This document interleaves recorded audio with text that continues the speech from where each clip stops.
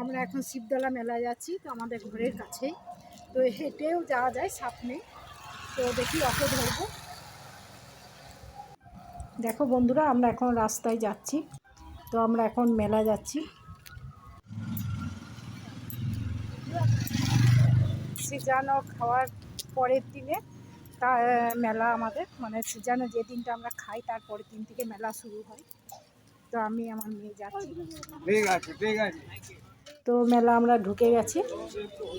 দেখো এই সময় মানে খুব ভিড় হয়নি, কেননা যেহেতু এখন বাজে 3:30। তো এখানের মেলা সন্ধেবেলার দিকে বেশ জমজমাট হয়, কিন্তু কি করব, আমার তো উপায় নেই। তোমাদের দাদা তো খুবই শরীর অসুস্থ, সবই তো বলেছি। ওই জন্যে দাদাকে বাড়িতে রেখে, মানে বাড়ির লোকরা আছে ওই, আর এইদিকে মেয়েরও সামনে পরীক্ষা দিয়ে বিকেল আমি বললাম একটু ঘুরে চলে আসে। সব দোকান পর্যন্ত এখনও খোলেনি, দেখতে পাচ্ছ।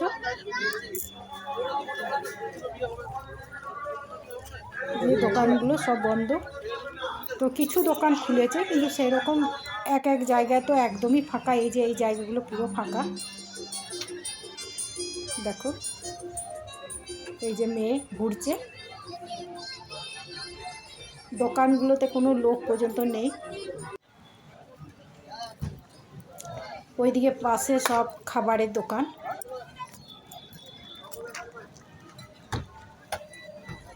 এই মেলাটা সন্ধেবেলায় জমজমাট খুবই হয়, মানে সব মেলায় একটু সন্ধেবেলাতে জমে।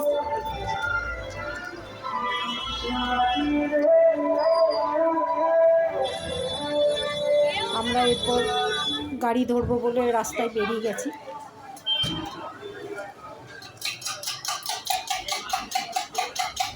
যে দোকানে একটা মানে ঢুকছি, চপ আর জিলাপি। মেলাতে তো এই দুটো খুবই বিখ্যাত, আর এটা 12 মাসের দোকান।